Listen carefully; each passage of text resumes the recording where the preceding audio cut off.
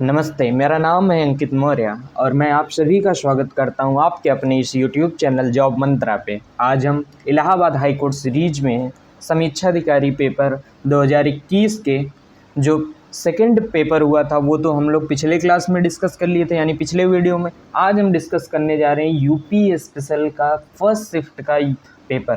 ठीक है, जो हमारा सेकंड शिफ्ट हुआ था जो हमने कि कल देखा था, तो उसमें यदि आप ध्यान से देखें तो अधिकतर के ही क्वेश्चन यदि आप देखें तो वो कंसेप्ट बेस्ड थे।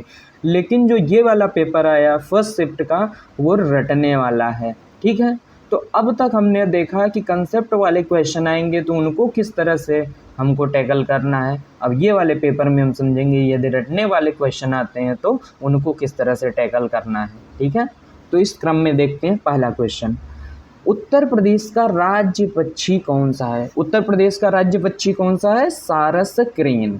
अब आपको थीम पता चल गई कि उत्तर प्रदेश का से संबंधित कुछ फैक्ट वाले क्वेश्चन इस तरह से बन सकते हैं। तो उत्तर प्रदेश का राज्य पक्षी कौन सा है, उत्तर प्रदेश का राजकीय पशु क्या है, उत्तर प्रदेश का राजकीय वृक्ष क्या है, आपको इन सब क्वेश्चंस को अब आपको रट लेना है।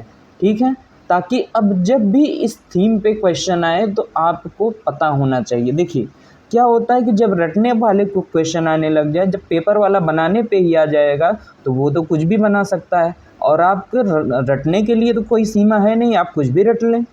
लेकिन यदि आप ऐसे ध्यान से या जैसे ये राज्य पक्षी कौन सा है, अब ये थीम पकड़ लिए तो आपको इस थीम के अंदर ये पता हो जाएगा कि अब हमको किस रेंज के अंदर चीज़ों को रटना है और पेपर वाले के माइंडसेट को आप जान पाएंगे कि वो किस तरह से चीज़ों को हमसे जानना चाह रहा है, किस तरह से चीज़ों को हमको रटवाना चाह रहा है।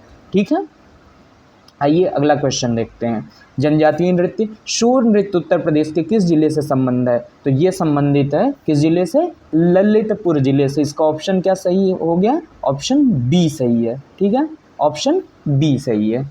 तो अब जितने भी टाइप के यूपी में नृत्य होते हैं अब आपके सभी के जुबान पे होने चाहिए। जितने भी टाइप के, जितने भी जिलों में जनजातीय नृत्य होते हैं वो अब आपको रटे हुए होने चाहिए, ताकि जब नेक्स्ट टाइम आए इस टाइप का क्वेश्चन तो आपसे ये टाइप का क्वेश्चन तो फिलहाल नहीं छूटे। अब जैसे अगला क्वेश्चन ये है कि सितंबर 1989 में न्यूज़ प्रिंट प्रोजेक्ट की स्थापना कहाँ हुई थी? News print project. अब इस टाइप के क्वेश्चन क्या है कि शुद्ध रटने वाले हैं, जब पहली बार आते हैं तो ये अधिकतर लोगों का ही छूट जाता है। इसकी स्थापना हुई थी मुरादाबाद में। तो यदि आपका ये भी क्वेश्चन गलत हो रहा है तो कोई बड़ी बात नहीं है, ये अधिकतर का गलत ही हुआ होगा उस साल जिस साल सबने ये पेपर दिया होगा। ठीक है, फिरोजाबाद शहर किसके लिए प्रसिद्ध है? तो फिरोजाबाद शहर फेमस है किसके लिए? चूड़ियों के लिए। अब आपको पता चल गया कि यहाँ पर इस टाइप के क्वेश्चन आते हैं कि कौन सा शहर किस चीज़ के लिए प्रसिद्ध है। तो अब जितने भी फेमस शहर हैं वो किस चीज़ के लिए फेमस हैं अब आपको रटा हुआ होना चाहिए। जैसे बरेली है तो किस चीज़ के लिए फेमस है, गोरखपुर है तो किस चीज़ के लिए फेमस है, इलाहाबाद है तो किस चीज़ के लिए फेमस है, लखनऊ किस चीज़ के लिए फेमस है। ये अब आपको जुबान पर एकदम से रटा हुआ होना चाहिए। अब आपको यहाँ पे थीम पता चल गया कि शहर और वो किस चीज़ के लिए फेमस है। अब इस रेंज में जितने भी क्वेश्चन बन सकते हैं अब आपको पता हुआ होना चाहिए। ठीक है, उत्तर प्रदेश का कौन सा व्यावसायिक शहर पीतल के बर्तनों के लिए प्रसिद्ध है? देखिए सेम थीम पे अगला क्वेश्चन आ गया। अब ये शहर पीतल के बर्तनों के लिए फेमस है, ये तो होना चाहिए मुरादाबाद, लेकिन ऑप्शन में नहीं दिया है, यानी कि ये प्रिंटिंग शायद मिस्टेक होगी, कोई बात नहीं। तो एक ऑप्शन आप बना लीजिए ई ऑप्शन, मुरादाबाद। तो क्या होगा? मुरादाबाद सही हो जाएगा। ठीक है, इसका ऑप्शन क्या सही है? मुरादाबाद सही है। पीतल शहर पूछ लिया है। अब छठा क्वेश्चन, दुधवा राष्ट्रीय उद्यान कितने वर्ग क्षेत्र में फैला हुआ है? अब ये भी शुद्ध रटने वाला क्वेश्चन है कि कितने स्क्वायर एरिया में फैला हुआ है।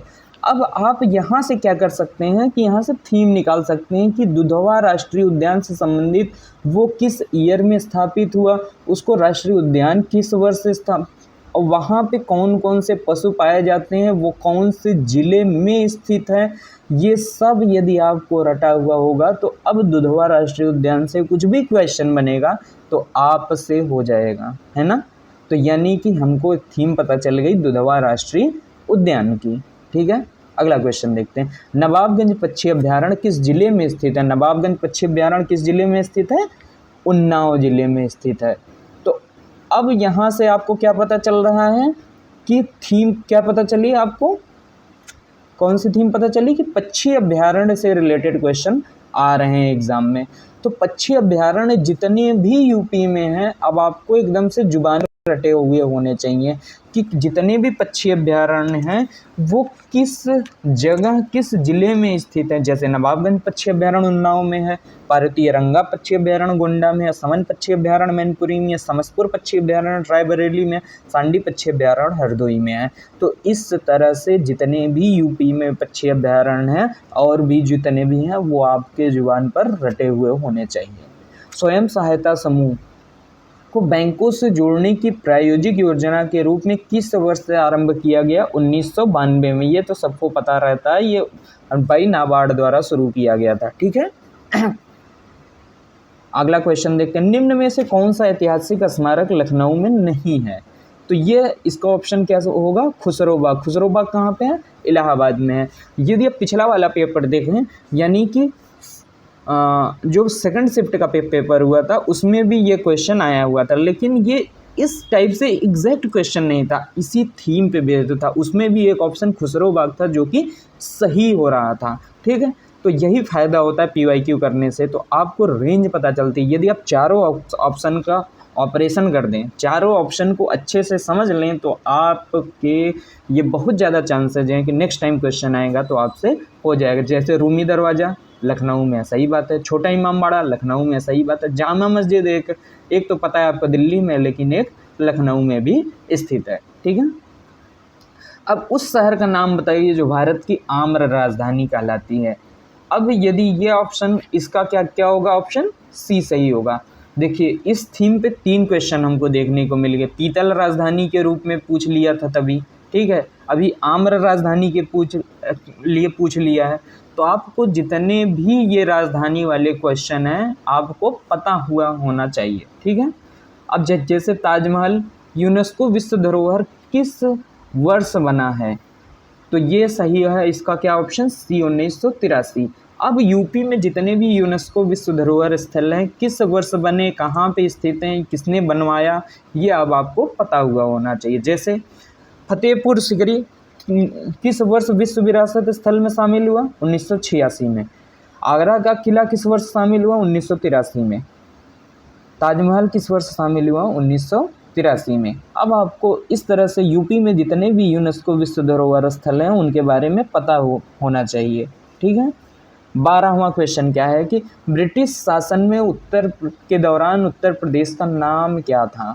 तो इसका क्या ऑप्शन सही है? ए ऑप्शन सही, यूनाइटेड प्रोविंस ऑफ आगरा और अवध। इसका ऑप्शन क्या सही है? ऑप्शन ए सही है।